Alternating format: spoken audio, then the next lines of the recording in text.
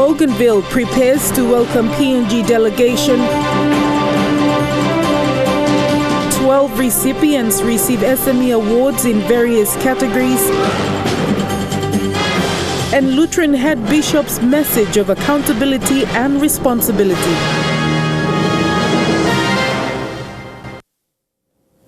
Good evening, I'm Charmaine Poriambe. A large delegation led by Prime Minister James Marape is expected in Buka tomorrow to witness the inauguration of President Ismail Toroama and elected members of the ABG government. Minister for Bougainville Affairs Sepuka Temu traveled to Buka today and met with President Toroama. Sepuka said initial talks with Prime Minister James Marape on the content of the first joint supervisory committee will be amongst the conversation. But the question of how long consultations will go following the referendum result is top of the agenda for the JSB meeting. The Minister for Bougainville Affairs, Sepuka Temu, first to arrive in Buka, meeting with President-elect Ismail Toroama before the PNG delegation arrives. While the inauguration is being called the initial meeting, it's understood talks will be held on the agenda for the first supervisory body meeting. Top of the agenda is the consultation process expected to be held up until 2021. Both the leaders, the President and the Prime Minister, will discuss and set the pace and the programs. We are proposing that the first JSB meeting in November, and then they will agree to the proposed timetable for next year's consultation on the referendum result. Meanwhile, President Toroama, responding to questions on how long he would like consultation to take place, stated that he looked forward to talks with the PNG government but expects the best results for his people. We don't know what's the time frame yet for the consultation, but I'm prepared with my government to consult with the national government, especially in this issue which cost a lot of lives in Bougainville. And then, like I've said, it's up to the consultation process to decide whatever outcome will be. Then we'll settle everything with Bougainville. We'll decide what is the right time frame for us to continue to consult, because the Bougainville Peace Agreement has never set the time frame, nor has the Bougainville Constitution or the National Constitution. So there's no time frame to the post-referendum process. But the leadership will decide on the also Melanie and Pasina. And we talk good, suppose we feel Muslim, and by what name we agree. Now you may agree local parliament. The inauguration ceremony expected to take place tomorrow morning at the House of Representatives with the 39 elected members, including the President. Toroama stating that he will also announce his cabinet by tomorrow. It will be maybe tomorrow afternoon after we finalize everything and the swearing takes place. Prime Minister James Marape expected to announce the 20 million Kina SME fund set aside for Arab, an incentive he hopes will strengthen relations with President Toroama and will set the pace leading into consultation for the road to independence. But what's been repeated several times is the peace agreement's exception of the time frame, leading to the question of whether the Marape-Stephen government will see it through before the 2022 national general elections. Adelaide Siraks Kari, National EMTV News, Buka. Deputy Commissioner of Bougainville Police Francis Tokura says security for the inauguration ceremony is in place and preparations are underway for the Guard of Honor for Prime Minister James Marape. The large delegation travelling to Buka from Port Moresby has been told to follow COVID-19 restrictions. Passengers are instructed to provide medical clearance before boarding the flight to Buka. We've put in our security operations orders in place already. We will be deploying policemen and women throughout the grounds of the Parliament House. We will be posting some men and women down at the main gate. What we have actually done, so that we can give, in order to give all the people enough space and room to watch what is happening here, there won't be any public allowed to park their cars around here. We have provided car parks for the members of the public, The VIPs will be parking their vehicles at the back of the Parliament House, but all this place will be left open for members of the public to come and watch the activities for tomorrow. As far as I know, they've they've all gone for the medical clearance test, and I'm happy that people are complying with the restrictions that we currently have, and we just want to make sure that we keep Bougainville free of the coronavirus. Meantime, Prime Minister James Marape, in his recorded message to the 75th UN General Assembly on the 25th of September 2020, told the Assembly the Bougainville peace process remains a priority for the national government. And we are committed to the peace agreement, which has enabled nearly 2 decades of unbroken peace in Bougainville. I thank United Nations for its continued support to the peace process on Bougainville. A referendum was conducted on Bougainville. The result of the referendum is non-binding, wherein it does not determine a political feature, but rather the responsible rests with the National Parliament on a political feature for Bougainville. It is the use of cameras during the Goroka by-election that has prevented election rigging and improved the safety and integrity of the event. Police Minister Brian Cremer said this after polling for the Goroka by-election ended last week. Social media posts, however, alleged that the vote was marred by fighting over ballot papers. One candidate claiming that the security, and particularly the use of security cameras, was a flop. In a release to media, the views expressed by the Electoral Commission and police personnel on ground who conducted the elections were different, and that the new measures were properly implemented, making voting a success. The minister's statement went on to read that while there were few incidents, primarily at stations without proper monitoring, there were far fewer than normally seen in Goroka. Overall, the election took place without any major issues. Having met with the Electoral Commissioner and Provincial Police Commander, the minister was provided a first-hand report of the issues faced during polling in the province. With comments on the issues faced, the minister states that given the deep-rooted issues and history of conflict during elections in the Highlands region, it would be extremely naive to expect the introduction of cameras to eliminate problems at each and every polling station. The aim always was to stop the widespread fraud and violence seen so often during elections in the region. The cameras served its purpose of mitigating such unlawfulness during polling. Additionally, highlighting that the organic laws on elections provides remedies to address illegal practices during polling, whereby the Electoral Commissioner is required by law to accept and make a determination on claims of dispute by the scrutineer, provided they have evidence. Meantime, the involvement of certain individuals who attempted to hijack the conduct of polling is known. All ballot boxes are now at the Goroka police station, where they may be disputed and determinations made as to whether or not they should be counted or not. The 2020 Goroka by-election has provided valuable insights into the many issues that trouble elections in the country. This will be pushed forward to help the government ensure these issues are addressed in the lead-up to the 2022 general elections. Annette Cora, National EMTV News. Project CIPIC, a community-based organization conducting awareness on the proposed Frida mine in East and West CIPIC, says the national government is yet to respond to 10 UN special rapporteurs of concerns on the mine. The special rapporteurs wrote letters to the PNG government, including Canada and Australian governments, on human rights violations. According to Project CIPIC, there were responses from the Australian and Canadian governments, except from the PNG government. Locals have started a campaign to air their concerns on the possible environmental damages that may be associated with the mine.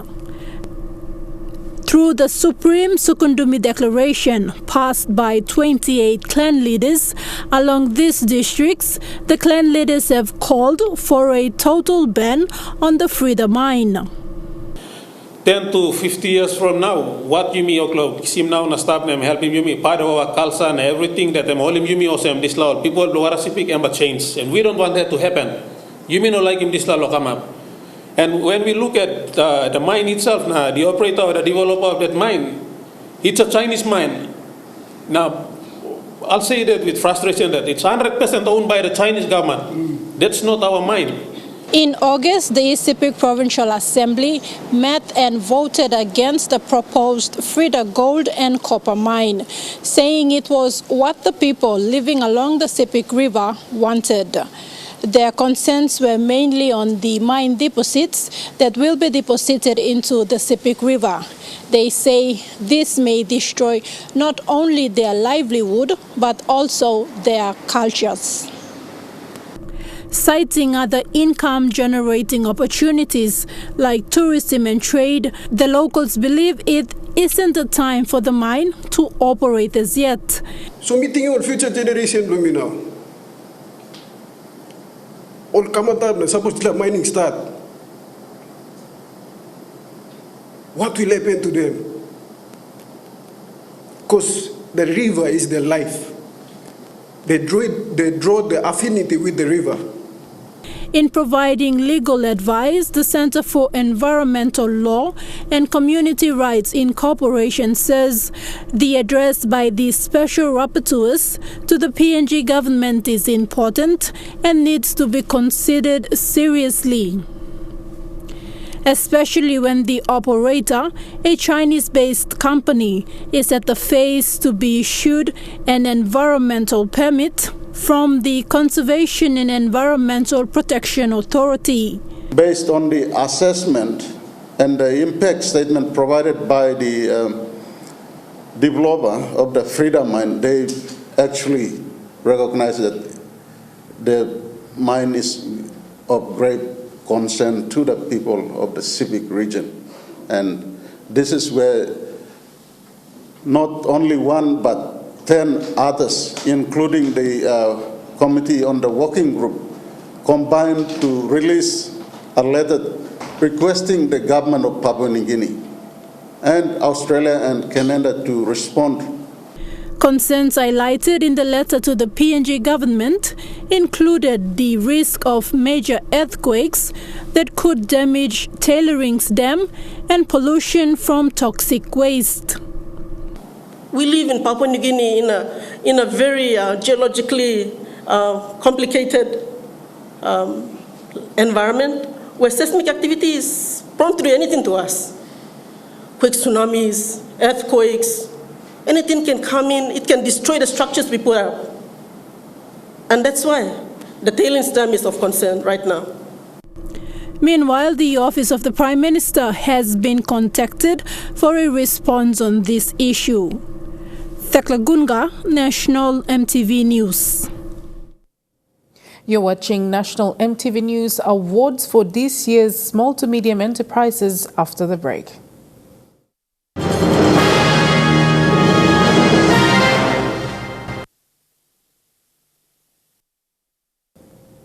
Welcome back to the news. MKR Foods Limited in the National Capital District has been awarded as the 2020 PNG SME of the Year. The food service company operates food outlets at the international terminal of Jackson's International Airport. The SME Awards night over the weekend at Hilton Hotel also saw other SMEs from around the country receiving awards in various categories.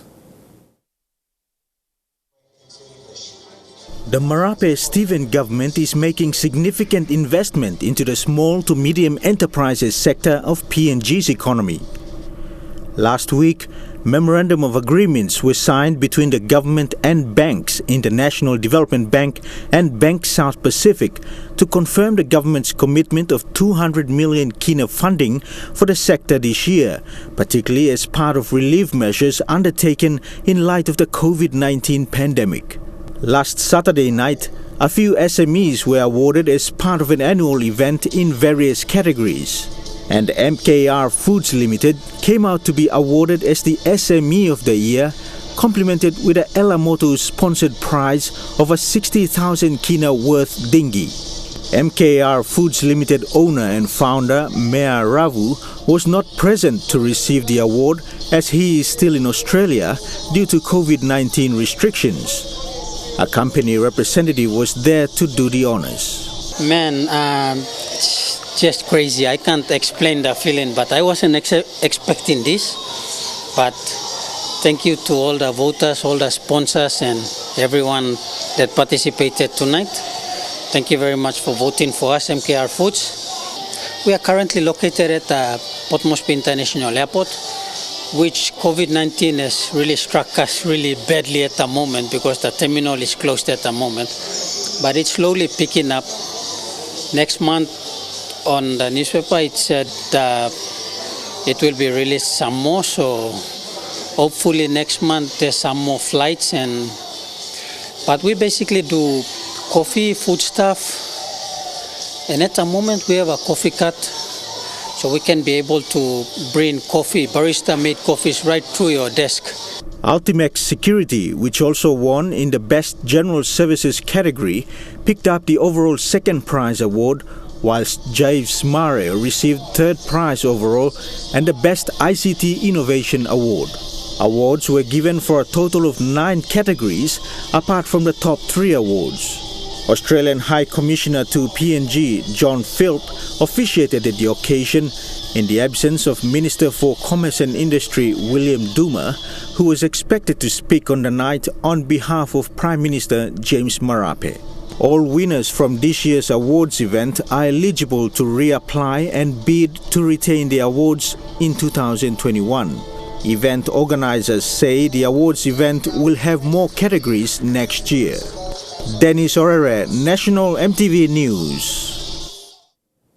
The Western Provincial Government has established a procurement committee to assist with procurement processes in the province. This enables proper procurement on projects below 5 million kina at provincial level. The members were officially sworn in today in Port Moresby. The Procurement Committee members are made up of 4 members of the provincial government. This includes the provincial administrator as the chairman of the Procurement Committee, followed by the provincial works manager, planning and budget advisor, and the provincial finance manager. They were sworn into office by Magistrate Wielo Sakatao.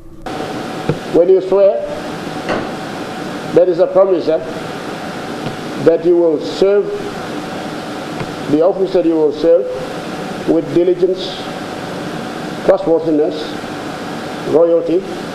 In past years, procurement exercises were only conducted at the national level. With the National Procurement Act, which came into effect in April last year, procurement exercises are now decentralized to provincial and district levels. To date, 11 provinces and 30 districts have established their procurement committee, while 11 provinces and 50 more districts are yet to establish theirs. So what we are doing under the Procurement Act is to decentralize procurement process and activities in all districts and provinces. That is for the provinces. Previously we had Provincial Supply Standards Board. Some of them were working and some provinces were not even working. Some provinces were never existing as well. According to the threshold limit set under the National Procurement Act, the Provincial Procurement Committee are allowed to procure contracts worth less than 5 million kina and contracts to be awarded to local contractors only. The National Procurement Commission CEO says all procurement activities are to be advertised publicly, to invite public bidders and to avoid closed-door deals, and there are penalties for their actions. Imprisonment plus some court fine. Up to 2 million. So we don't have 2 million, I don't have 2 million. So we don't have that. We are not immune to, myself is not immune to that act. So we are always very careful. I'm always very careful in doing my work in here. There are many pressures will come to you. Western Province over the years has been faced with many development challenges, and to help in the development process, a 5-year development plan was launched recently. The Western Provincial Administrator says the Procurement Committee is vital to help contribute to better development decisions for the province. First, board members, we will try our best to comply with the requirements of the APC and see that we operate within the framework of the procurement process, so that whatever money is allocated by the national government or provincial government is for people. Rayon Lakingu, National EMTV News. And now looking at the Nest Fund market report, the kina opened unchanged at $0.2860 in the interbank market. At Bank South Pacific, the kina is buying $0.2785 US dollars, $0.3918 Australian dollars, $0.2313 euro, and 28.74 Japanese yen. Looking at the commodity prices at New York close, gold is trading lower, cocoa closed lower, coffee and copper closed higher, crude oil is trading lower, palm oil closed lower, and copper closed higher. And on the stock market, the Dow Jones closed at 358.52 points higher. The ASX 200 is trading at 1.723 points lower, and the All Ordinaries is trading at 4.573 points higher. Among stories after the break, Good Shepherd Lutheran Church hosts Thanksgiving Mass and Porebada United Church celebrates 22nd anniversary. Stay with us.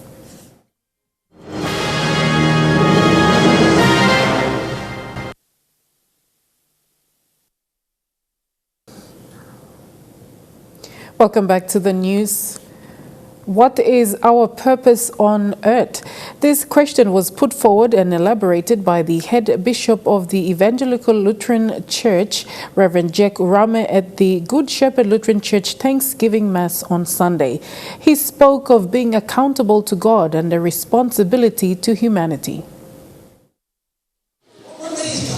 It wasn't just another ordinary Sunday at the Good Shepherd Lutheran Church at Corky in the nation's capital.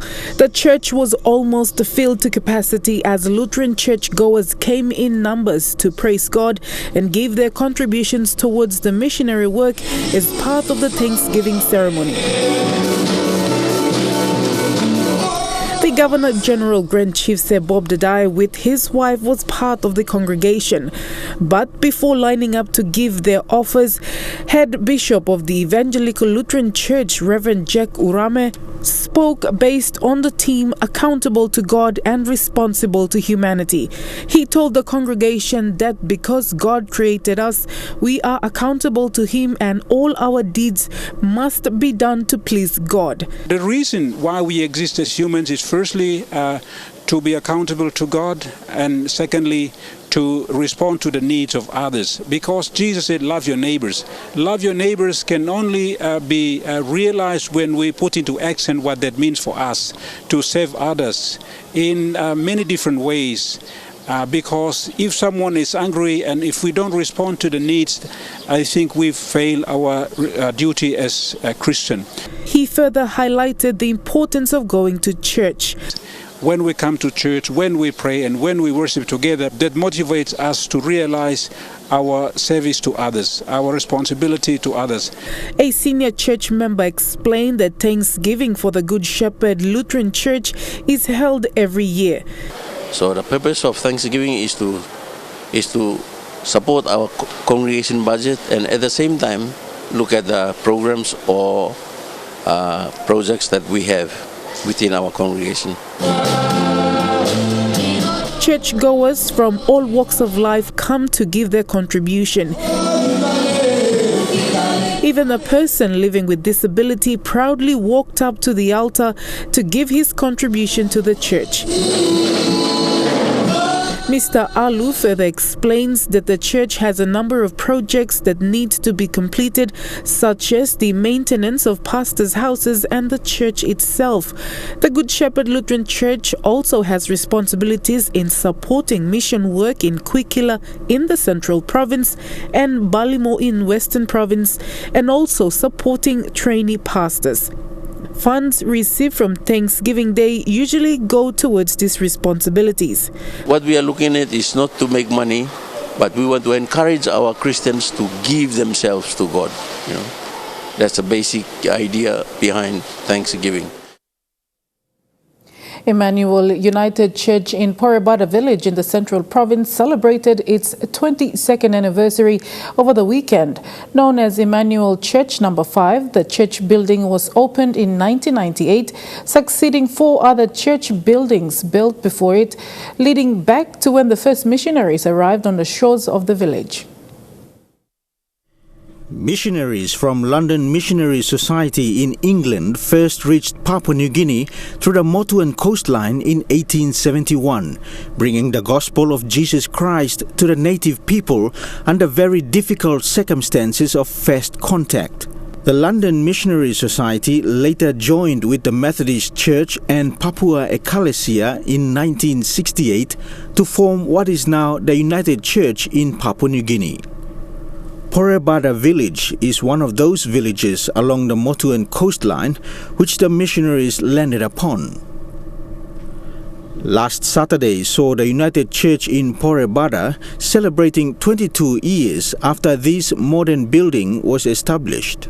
It's very special, I'd say, because when our forefathers were planning to build this church here, it took a lot of time, the efforts, even there were hardships, they're crying over some unfinished jobs. 4 other church buildings prior to this one, known as Emmanuel, were built using either modern materials, bush materials, or a mixture of both at different times. The Emmanuel 1, Emmanuel 2, Emmanuel 3, Emmanuel 4, especially Emmanuel 1 to 3, those churches were built of bush materials by our all people. They struggled to survive, to build churches after the arrival of the missionaries. Over time, the population of the United Church in the village has grown significantly, resulting in 4 other smaller congregations formed some years back, with different ministers serving in each congregation. But last Saturday, all 5 congregations, including the original Emmanuel Church, gathered to celebrate the special occasion. And I was the 7th councillor when this church that we brought up and constructed way back in the 26th of September 1998, and 22 years later we are now celebrating. But I was one of the figures as a Porebada citizen to construct this beautiful church, which cost almost 1.5 million to construct. In the midst of adhering to COVID-19 measures and protocols in recent months, the village community's active involvement in church activities has provided a basis of having trust and faith in God to successfully go through the challenging times. So, because we are very heavily committed churchgoers, we tend to rely heavily on God's wisdom. We rely heavily on the church, that the church may bring healing to the houses, the community. Dennis Orere, National EMTV News. The joint venture agency of the Catholic Church maintains a number of education and health institutions in PNG. However, the agency is pushing for the national government to have a greater impact. JVA Chairman Archbishop Douglas Young said this recently during the opening of the new administration block at Holy Trinity Teachers College in Mount Hagen. The building was funded by the Department of Higher Education, Research, Science and Technology at the cost of 1.5 million kina. The increase in demand for education has placed the higher learning institutions under pressure to cope with government policies as well as to educate students. We are the first college in this country to take on the Bachelor of Education degree in primary teaching. We started it in 2017 and our third batch will graduate this year. One measure is the public-private partnership or church-government partnership to strengthen relationship and mutual understanding in providing such services. A way forward is the amalgamation of university programs in colleges. Offering bachelor's degree to college programs is one initiative of the Department of Higher Education, Research, Science and Technology has pursued. The agency has got a submission through the ministry and I have not signed it. But there's a general need for us to make sure that we step up one more. After 60 years, what else do you have here? You want to continue to train teachers in diploma program? I don't think so. The joint venture agency has taken the step to amalgamate Divinewood University to offer bachelors in education for primary teaching at Holy Trinity Teachers College. However, JVA Chairman Archbishop Douglas Young said the National Executive Council needs to earn their trust by approving the amalgamation program. And more opportunities, the next step is NEC approval. We must have that commitment from the National Executive Council that what we agree on will be honored. That's the only obstacle at the moment, as far as I can see.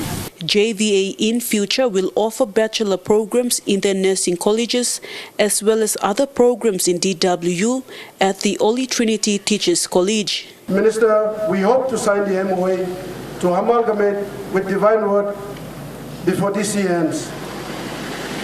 This is an opportunity, Honorable Minister, once you are here, we invite you to support us in this journey to amalgamate with Divinewood. Meanwhile, Durst Minister Nick Kuman officially opened the 1.5 million kina administration block, a facelift to one of the pioneer colleges in PNG. Most of the facilities were built when the school first started in 1960s. Vasanata Yama, National EMTV News, Mount Hagen. Trukai Sports is next. Fideli Sukina is at the sports desk.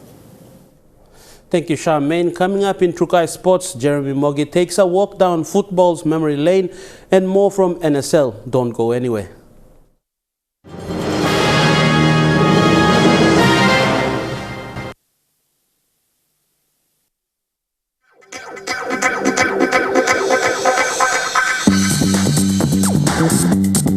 Trukai Sports.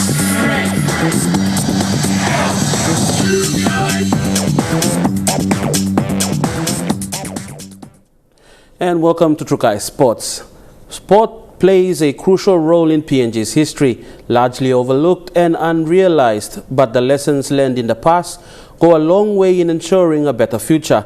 And with only days to go until the semi-finals of this season's NSL, EMTV caught up with a former PNG international in a walk down memory lane, reminiscing about the glory days of the sport. Football in 2020 returned after a long hiatus with the COVID-19 pandemic and soon lockdowns and closures of all sport and facilities. Upon its resumption and coverage by EMTV, it allowed a lot of viewers the opportunity to finally receive sport and entertainment at home. One of those, like many around the country, is former PNG defender Jeffrey Emang. The ex-Rapatona star and SP Games bronze medalist winner for PNG has had his time on the pitch. We caught up with him to recount his experiences as a player, recalling his best teammates and the current direction the NSL is taking as PNG looks to one day reach the World Cup. Today get more opportunity to play, O-League gives them a great opportunity. Back then, you're marking around Vicini, LFA, and then all of a sudden you're selected to play for PNG. 1 week intensive training. So sometimes, we're lucky we got away with it. If another time, we would have had tough mental basket cases around the place. We're not professionals. Emang was among a group of PNG's most talented players. Having first represented the country in the late 1980s, he would go on to become a mainstay in PNG's follow-up squads. Oh yeah, that's a tough one, but I could pick certain players to be in it. Like I would pick in terms of goalkeepers. I'd put Willie Berra, David Awa amongst the goalkeepers. Abian Kera would not be happy if I didn't mention his name in his interview. I'd mention those. Those even someone like Robert Poppard. He was assistant coach, and because our captain and goalkeeper Adam Wanga got injured, he stood in and as the goalkeeper and our coach, and we had a fantastic tournament. There was a sense of nostalgia when asked who he felt were some of PNG's best. And I think I saw that really top quality come out when after Kisekiu Postman returned from Germany. So he introduced the way the Germans played. So we started using a sweeper, libero position. So Joe Turia played that role. And then you had stoppers. And then you had, of course, defensive schemers and even up front. But he feels the new crop of talent have had a level of exposure unlike ever before with the advent in electronic and social media sharing, and that is something that should be capitalized on by administrators of the game, its coaches and players. Year 10 and getting an opportunity to play against even greater players like Jesper Pettersen, Joe Turia, people that you only used to sit on the side and watch them. So like, in one grand final which your dad played in '84, University versus Guria, I had the, privilege of marking Jesper Pettersen. And it was something I enjoyed, just running around chasing him half the time. I didn't know what was happening in the game, but all I know is that Guria won 4-2. The former PNG international player and youth coach believes also that with the right pathway, it will only be a matter of time till PNG really begins to solidify its standing as the best in the Oceania region and subsequently push for a place in the FIFA World Cup. Jeremy Mogi, Trukai Sports. And part of that interview with Jeffrey Emang, along with a number of former PNG international footballers, will be shown on the next week's A Closer Look titled The First 11. Sports continues after the break. Stay with us. Trukai Sports. And welcome back to Trukai Sports. Lae City FC have maintained their top spot on the Kumul Petroleum National Soccer League ladder and are the minor premiers. The Lae-based franchise has been the most consistent team, maintaining a firm grip on the top spot. Lae City FC have secured the minor premiership for the 2020 season of the Kumul Petroleum National Soccer League. Lae City had won enough matches and were ahead on points on the ladder. The team had 13 wins from 18 matches, 4 draws and a loss, finishing off first. Lae City had a few hiccups to their season, with a change of their head coach and a few players moving on. But it seems the team has maintained their prowess and have improved under new coach Bob Morris. Lae City's last match of the round was between third-placed Vitias United. Despite Vitias coming off a loss last weekend, Lae City found it difficult to score against Vitias. In the box for Lae City, cross coming up. Oya Bua out for a corner. The match was taken with a more tactical approach by both sides, with good composure both in attack and defense. Lae City's defense has always been the best all season, and Alwin Komalong is one of the toughest opponents on their backline. Looking for David. Komalong. Vitias tried their best to spread the Lae defenders and switch the play, but Lae delayed their efforts. Despite this, Vitias did try their luck at goal. Jonathan Allen in space. Lae City played a seemingly ordinary style of football, but did have the occasional long-range shot. Good bit of skill, good shot too! The match ended 0-0, but Lae had already secured the top spot on the ladder. Making up the top 4 for this weekend's round of finals is of course Lae City in first, Hekari United in second, who managed to defeat the Tusbab Stallions over the weekend. Both teams also securing their OFC spots for 2021. In third place is Vitias United, followed by Gulf Comara, who are on fourth. The NSL management is yet to come up with the draws for the semi-finals. And that story ends Trukai Sports. The weather forecast with Charmaine after the break. Trukai Sports.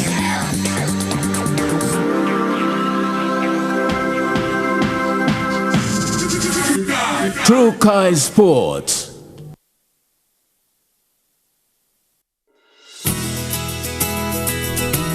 This weather update is proudly brought to you by MoneyPlus, with you always.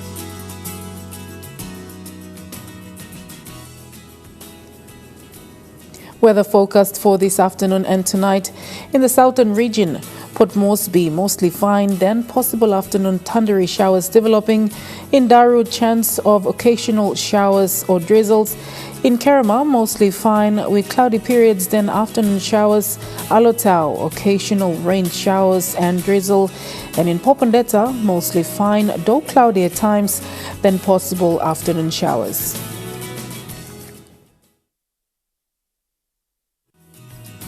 The weather update was proudly brought to you by MoneyPlus, with you always. The way it is this Monday, 28 September 2020, from all of us here at EMTV. Pleasant viewing. Good night.